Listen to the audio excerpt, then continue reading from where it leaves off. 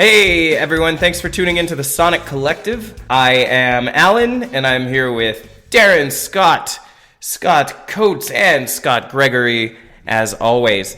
It is the end of March 2022, and it was my turn to pick the album we're reviewing as part of our series of soul exploration. And if you tuned into the episode previously where I picked this one, you would know that we are reviewing Dap-Dippin with Sharon Jones and the Dap Kings. Sorry, there's a lot of Daps. Dap-Dippin with Sharon Jones and the Dap Kings. I will weigh in on it at the end, but I want to throw it right over to, Scott Gregory. What did you think of this album? Yeah, it was an interesting pick, the entire album. It has this jazzy, jivey vibe to it. It's definitely pushing the up-tempo side of soul and really takes you back to the 60s and the 70s, which is amazing considering how contemporary of an album it is. I feel like Aretha Franklin and James Brown got together and made an album when I'm listening to this. And it just... The band on the back end really contributes to a real strong jazz improvisation streak that goes right through it. And, you know, I've spoken ill of jazz in the past, sorry, Darren, but here it actually appeals to me. So it just really all seems to come together in this fun toe-tapping collection of songs. And that's important. As far as its status as an album goes, I really consider it more of a collection of songs as opposed to a feel of a real consolidated album that's got a narrative flow through it. I think that's where some of its challenges are. Of the 11 tracks, only 2 or 3 really stood out for me. They just seemed to blend into each other. And the lyrics weren't really a distinguishing factor for the most part either. You know, it wasn't a deep dive into, you know, societal issues or anything like that. But I don't think it was trying to be, and I can enjoy it for that. If I was playing this in the background, doing other things, you know, or if it was a nice summer day and the band was playing a festival, you know, or I had a company party going, this wouldn't be an issue at all. You just have people dancing and having fun. But to just sit in a chair and listen to all these tracks back to back, I don't know. It wouldn't be for me long term. But, you know, in its defense, where I'd usually say that I'd only rate an album for 3 or 4 singles and maybe an odd track apart from that, I'd pull this entire album into a playlist. It's strong like that. There's lots of energy and it's just solid musicianship all the way through. So there's no reason to pick some of these over the others. But if I was, I'd say my favorite on the entire album was the slower track, Make It Good to Me. It really features the organ. It gets pulled forward and it just gives it a bit more of a gospel feel that really, you know, feels it out for me. It reminds me of some of my favorite Blue Rodeo songs, actually. Similar type of organ, and just screams depth and emotion on the instrument side. And it doesn't do it in a way that overshadows the singers or any of the other instruments. So yeah, the world needs more soulful organ, and this shows you that. Cut That Line also has a little bit of an organ line through it, but more up-tempo. It's even got a solo in there, which isn't, you know, very common these days for organs anymore, and that did appeal to me too. So yeah. On that note, I think this band in the back, you know, behind Sharon is great. It deserves some attention. I'm really glad that they included Casella Walk at the end as the final track, because it's got a great sound to it. It screams opening credits of a 70s movie, some charger or a caddy driving through an urban landscape. It's just so perfect that way. You know, overall, I enjoyed the album. Again, lots of energy. Sharon Jones has a beautiful voice built for this genre, and the band is tight. If someone thinks soul is just big ballads with crooning singers, they should definitely listen to this album to dispel that notion. There's no complaints for me on this pick, other than, I guess, that one I made. What about you, Darren?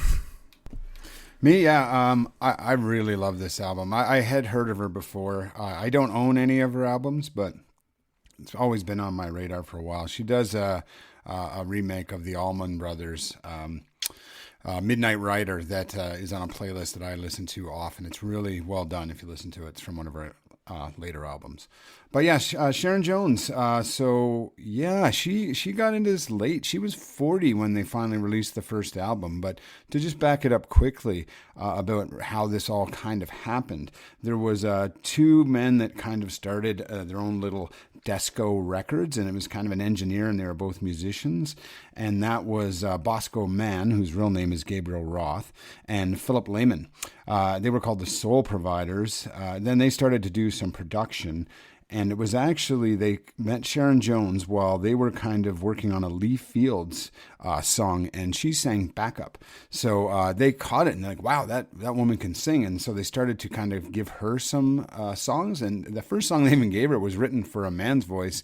And then she just came in and just killed it. And they realized they had this a great kind of soul singer on their hands, and they loved that retro vibe. So if you remember the movie The Commitments in the late 90s, it was kind of a resurgence of old kind of blues and soul. So that was coming back, and that kind of extended into the late 90s, early 2000s. And there was this kind of a revivalist movement that it was 60s, 70s funk coming up. So they started to produce all these songs. So that was Bosco Mann. He actually wrote all these songs. So he's a white guy, but was a big fan of the genre and started to write all the songs.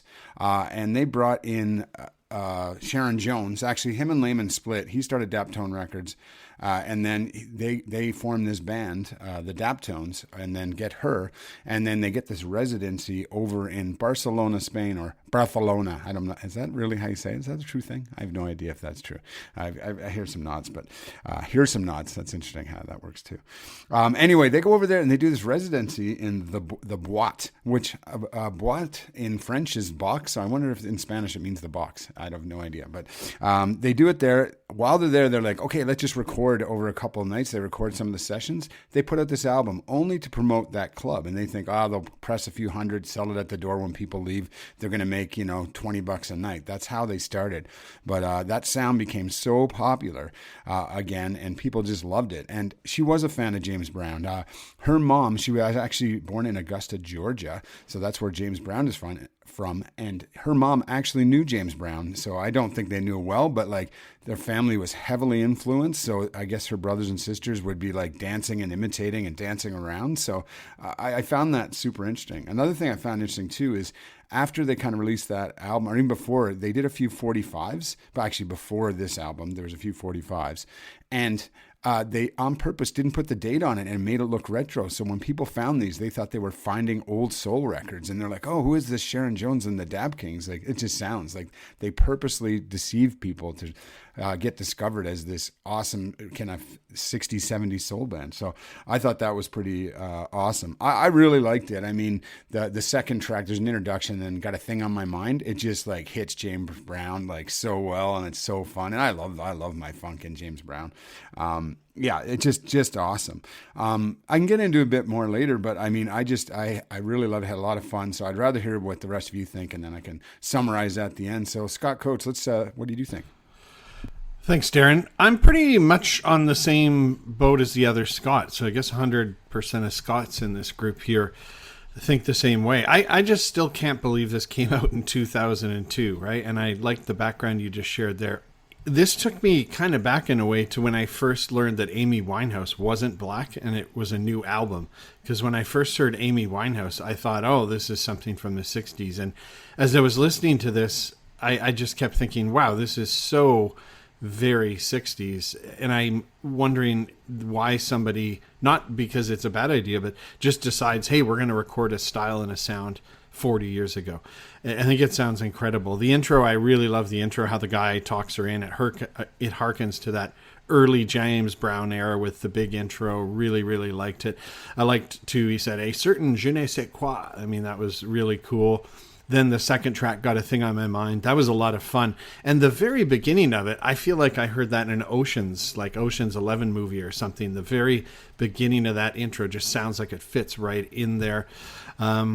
Dap Dip, love the intro. I like when he says, it's the Dap Dip and they say you get it in your pants. I mean, at first I thought, which road is this going down?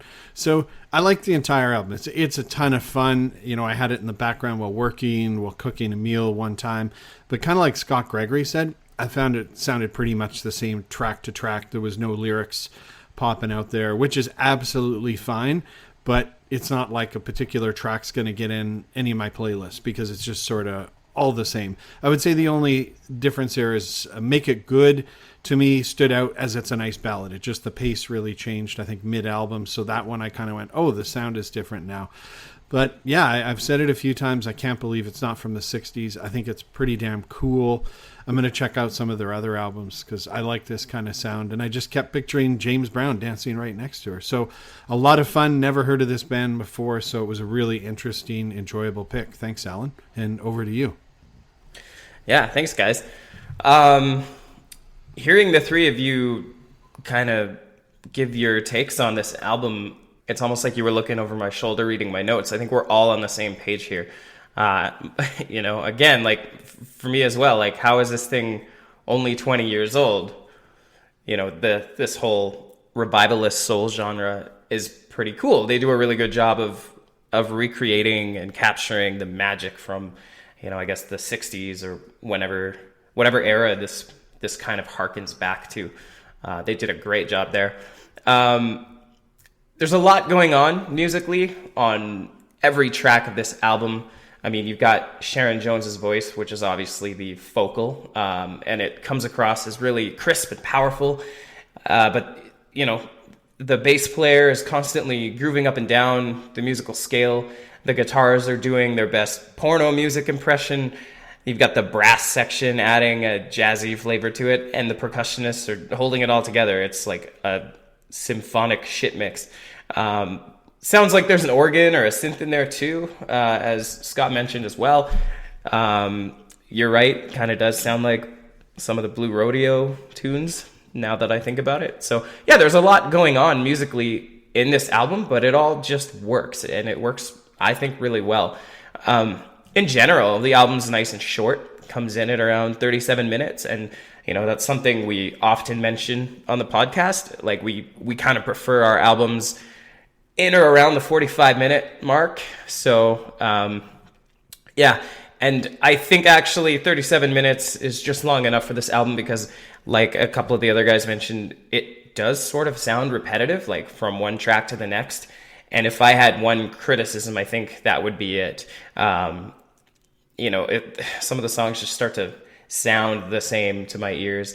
And if you don't like the tone of this album, that could be a real problem for you. Was less of a problem for me because I kind of like the funky, soulful sound. But, I do concede if I took all 11 tracks and threw it into a larger playlist with, other artists and then kind of randomized it, I would probably prefer listening to this more. Generally the whole album is up-tempo, which is something I tend to enjoy a lot in the music I listen to. So yeah, overall, just a really good, solid album. There were a couple of standout tracks for me. I really liked What Have You Done For Me Lately? Got to Be The Way It Is, Pick It Up, Lay It in the Cut, and It Ain't Hard. Those were kind of the standouts for me. And yeah, I think one of the guys mentioned if you're in a pickle for a party music or whatever, this is kind of a good one to throw on. I don't think you have to look too much further from this album. I think it'll have a lot of people dancing. And as Scott Gregory mentioned, lyrically, there's not a whole lot going on in terms of messaging. So you don't have to worry about, things not being the right tone for the party or whatever. It's just kind of a fun time all around. So yeah, seems like we're all on the same page here. So why don't we get into the scores? Yeah, I guess that loops back through to me then. Influenced, like I said, there's a bit of a jazz vibe that flies through, and it's not really my bag that much, but I did enjoy the throwback to some of the soul and the 70s music that my mom would put on when I was a kid. So influence, I'll put at a 3. Recommend, I'll put at a 4. Like they cut this album when they were in a residency at a club, and it's obviously something that was meant to be performed and to be enjoyed and to be danced around to, and I think it does that really well. And I'll come in overall at a 3.5. I think it's a nice, solid album. Someone should pick it up and give it a listen at some point. I think they'll enjoy it. Yeah, awesome. I'll jump in here. Thanks, it's Darren. When you said, "What have you done for me lately?" It's interesting. That's a Janet Jackson remake, obviously, for those that know it. And I think a lot of people listen to them and they go, "Oh, Janet Jackson, it's a cover." They probably think Janet Jackson covered it because this seems so old. But actually, it's the reverse. And we should point out, nobody mentioned it, but Sharon Jones did die of pancreatic cancer in 2016. She was first diagnosed in, I think, November of 13, and then died in November of 16. She bought it. There's a great documentary. It's on, if you're in Canada or US, I think it's on HBO Crave, and it's called This Is Sharon Jones, I believe, or it could be on Prime, one of them anyway. Good documentary, kind of follows her later years when she has cancer and she's trying to make a comeback, but worth the watch,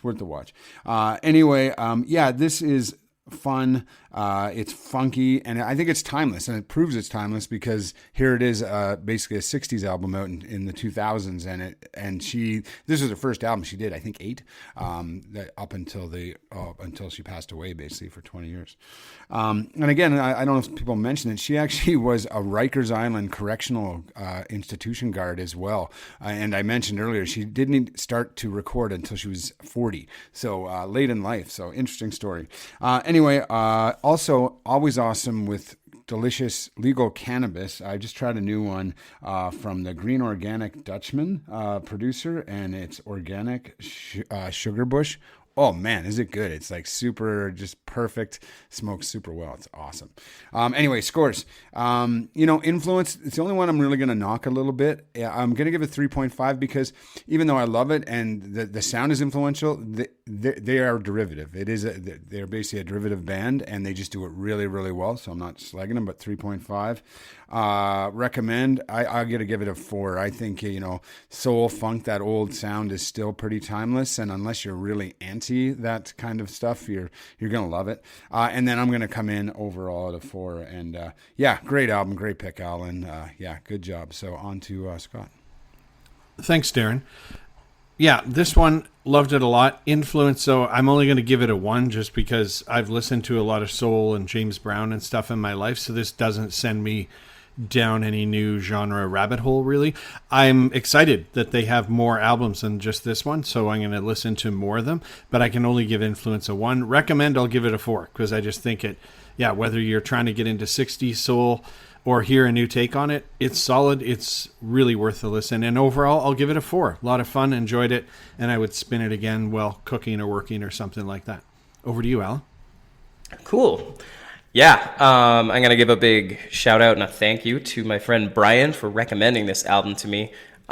He's kind of got his ear to the street on a lot of music, and when I told him that we were doing this soul theme, I was like, dude, this is out of my wheelhouse, man. Give me some recommendations. And he shot me like a list of probably 10 different artists that I kind of went through, and Sharon Jones and the Dap Kings was by far the winner for me in terms of like just scanning for what I think I might appreciate listening to for a whole month. So thanks, Brian. Good pick. I would strongly recommend this album if you are into soul or if you are into partying at all or looking for, music to just throw on for any old reason, like Scott Coates mentioned, listening to it while working or cooking or whatever.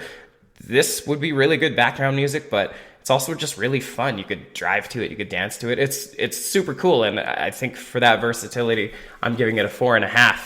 As far as influencing my taste, I'm giving it a 3.5.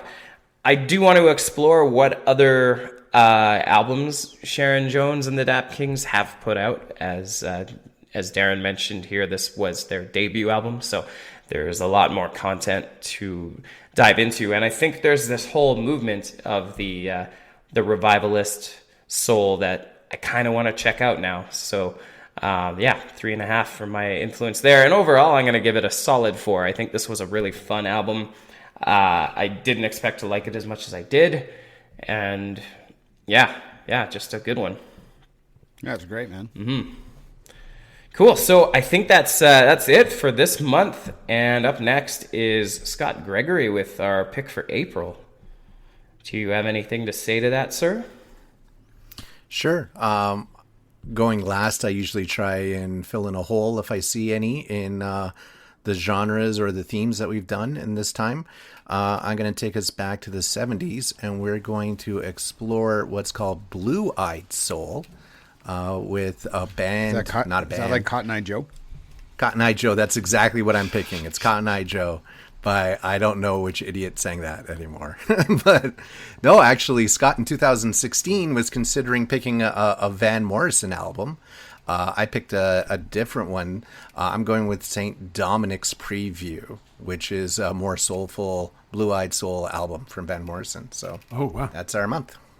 Cool. Thank God, I thought you were going to pick Michael Bolton because you picked a Celine Dion album before, and I was like, he's going to pick Michael Bolton. I can feel. No revenge required in this cycle, so you're safe. Nice. Cool. Yeah, Van Morrison's great. Yeah. Yeah. All right. Well, I guess I'll close this out here. So once again, I want to thank you for tuning into the Sonic Collective. Check back pretty quickly here, I guess, for more in-depth exploration of Scott's pick, as that's what we will be listening to in April. But until next time, this is Alan for the Sonic Collective signing out. Thanks for listening and exploring with us. We'll be back real soon with another pick and critique of albums that matter here at the Sonic Collective.